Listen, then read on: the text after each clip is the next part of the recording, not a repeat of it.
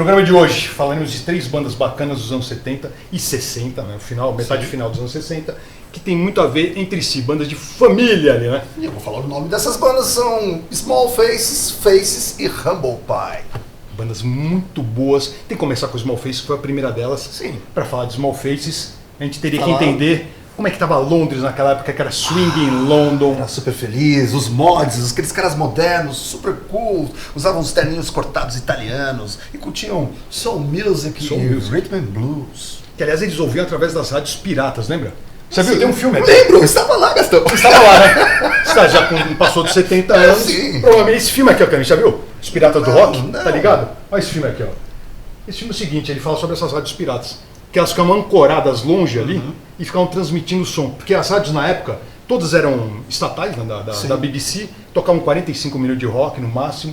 E as rádios piratas tocavam 24 horas, tinham milhões de audiência, cara. E aliás, esses mods, apesar de serem modernos, hipsters e tal, eles brigavam na rua. Brigavam bastante. Brigavam com os rockers, que usavam topetões e jaqueta de couro, e andavam de motocicleta, enquanto os mods usavam as famosas scooters. Lambretas. Eles gostavam muito de revistas italianas, por isso que eles falam da moda, das lambretas, Vespa.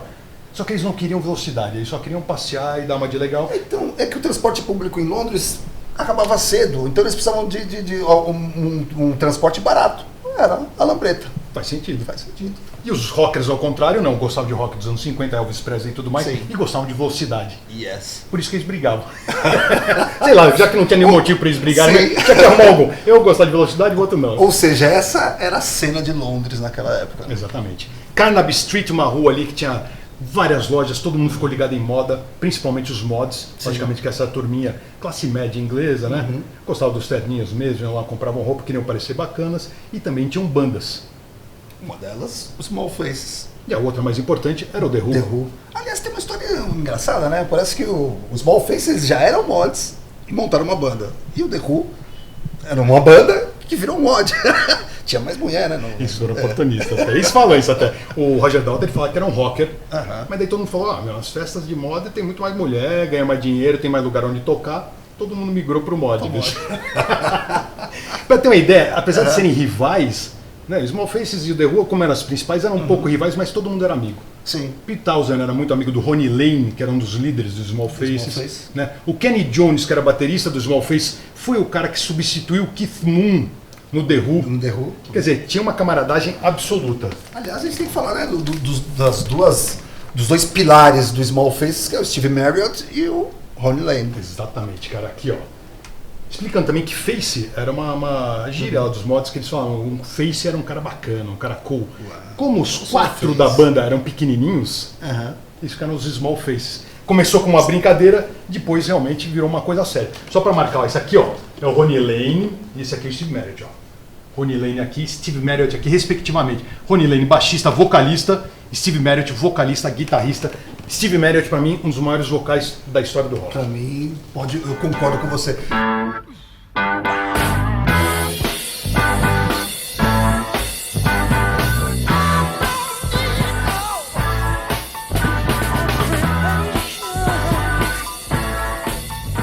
Ver as apresentações do Small Faces ao vivo naquele programa Beat Beat Beat é sensacional, tocando um dos primeiros hits deles, que é Xalalalali.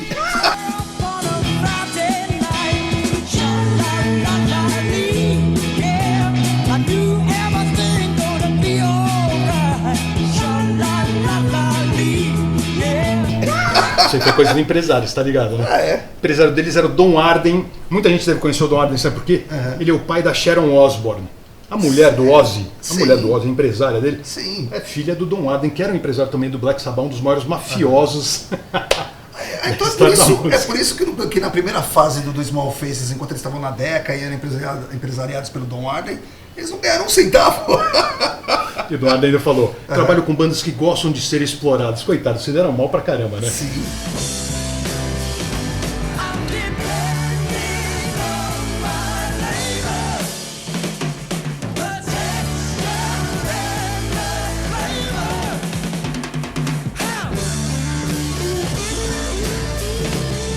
Tiveram aquela fase mais mod e depois mudaram um pouquinho, né?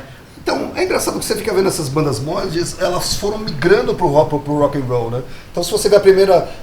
o Small Faces, as primeiras apresentações tinha muita coisa de soul music e rhythm and blues. Depois foi ficando meio psicodélico, né? Já em Green Circles a gente vê que já começa a psicodelia chegar e a base virar mais rock psicodélico, né? Claro. Que foi uma coisa da época, ou seja, todas as bandas começaram, né? Nessa fase. O Cream, os Beatles lá em 67 lançaram o Sgt. Pepper. Mas tem um dado técnico que é importante. Criaram, em vez de 4 canais, todo mundo gravar em 4 canais.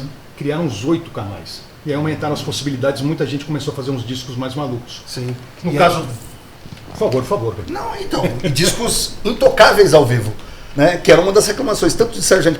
Peppers quanto do Organs, que eles não conseguiam mostrar esse disco ao vivo. Reproduzir ao vivo. Esse aqui, por exemplo, seria o Sgt. Peppers dos Small Faces, Nut Golden Flake, né? Eu não vou nem abrir aqui, porque essa caixa aqui é sensacional, ela abre em várias partes e tal. E aí eles já não eram mais mods, né? Já estavam completamente psicodélicos. Totalmente psicodélicos. E nunca tocaram esse disco ao vivo. Também, né? Pra você ter uma ideia, tava difícil. Clemente, depois eles se aventuraram, os caras do Small Faces, principalmente o Merritt e o Ronnie Lane, eles foram ajudar numa gravação desse cara aqui, que é um cantor francês, chamado Johnny Hallyday. Durante essa gravação eles brigaram. Foi por isso que o Steve Marriott saiu da banda? Saiu da banda, ele foi montar lá o Humble Pie, a gente vai falar daqui a pouco. E os Faces continuaram. Quer dizer, saiu o Steve Marriott, que era o vocalista, guitarrista. O que eles tiveram que fazer? Chamaram 2 caras para substituir um. E chamaram bem, né? Chamaram bem, porque foi o Ron Wood e o Rod Stewart. Quando acabou a banda, o Ron Wood ligou pro Ronnie Lane, que eram muito amigos. Acabou a banda, vamos fazer uma jam aí e tal. Tocaram, ficou muito bacana. O Ronnie Lane cantava, ele queria ser o vocalista principal, mas não tinha uma voz suficiente, né? Perto do Steve Marriott era difícil, né? Covardia, né? Eu tava vendo ele cantar em Green Circles e realmente era uma coisa muito mais melosa, tá? Bonito, mas faltava uma presença. Que veio com Rod Stewart. Sim.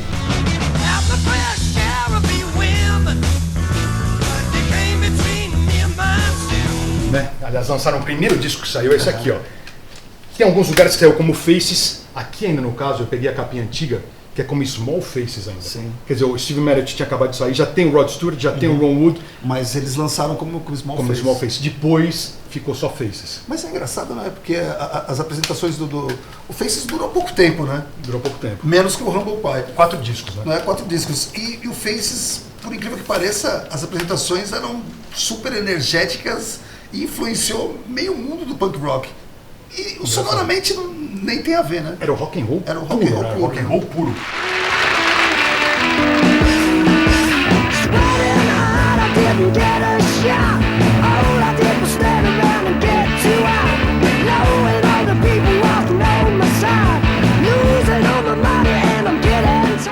Ron Wood e o Rod Stewart tocavam na banda do Jeff Beck. Sim, Jeff Beck Group. Exatamente, o Jeff Beck Group, quando eles saíram, integraram o Face, só que o Rod Stewart já tinha um contrato solo. E ele, no meio da carreira ali do Face, ele estourou no disco solo. Já estava armando. Ele estourou com esse disco aqui, ó. Esse aqui é o disco, ó. Vê só se tem muito brilho aí. Every Picture Tells a Story, tem uma música que chama Maggie May, que estourou. E aí a banda passou a ser Faces, Rod Stewart and the Faces. Mas é um sacana esse Rod Stewart. O Ronnie Lane não gostava muito dele, porque o Ronnie Lane queria ser o vocalista, entrou um vocalista, ele ficou meio enciumado, até que um dia, ó, esse aqui pra mim é o melhor disco. Você gosta, não?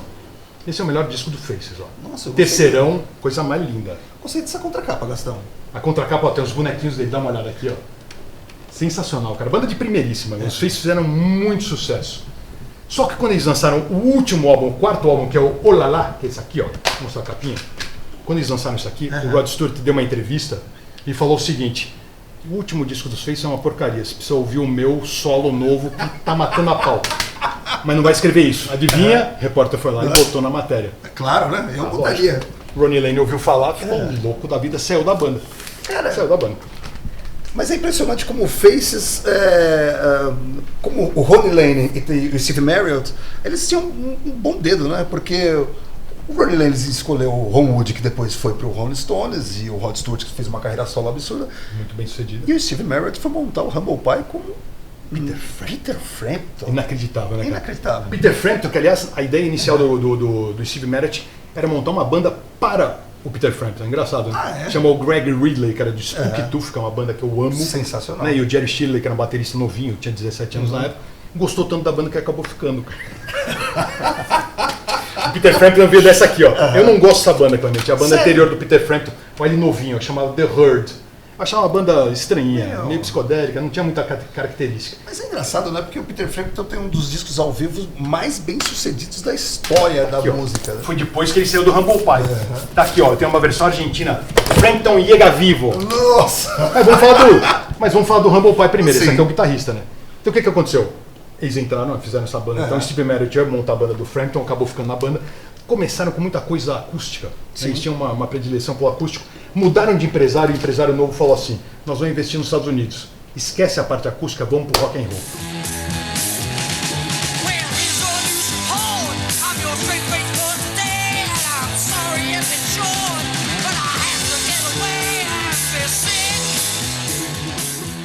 Aí eles começaram a tocar pau. O Humble Pie foi uma das primeiras bandas a receber o título de Heavy Metal.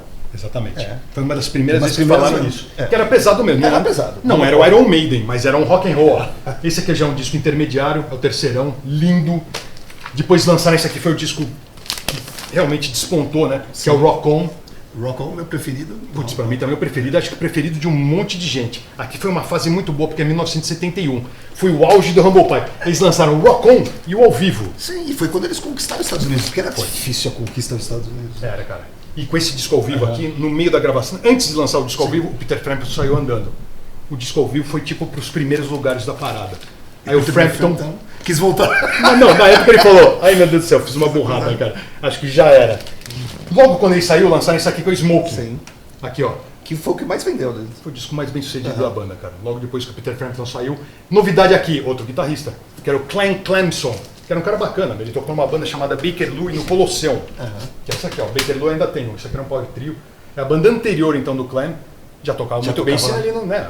Ninguém é bobo, não chamariam ele, né? Logicamente. Mas é louco que o Humble Pie acabou e voltou, mas com uma formação estranha, como New Humble Pie. Só o Batera manteve o nome, que era o cara mais irrelevante. Só o Batera?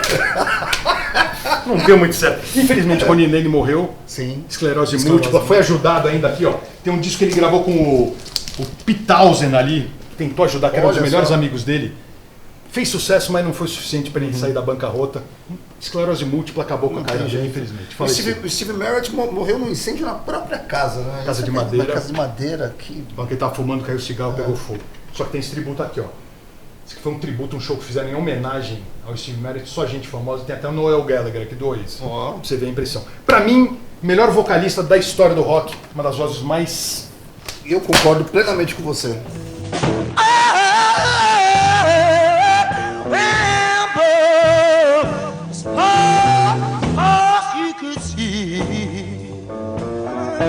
Boa. Cara, acho que foi, né? Eu tenho mais umas coisas pra falar, Clemente. Sabe o que eu...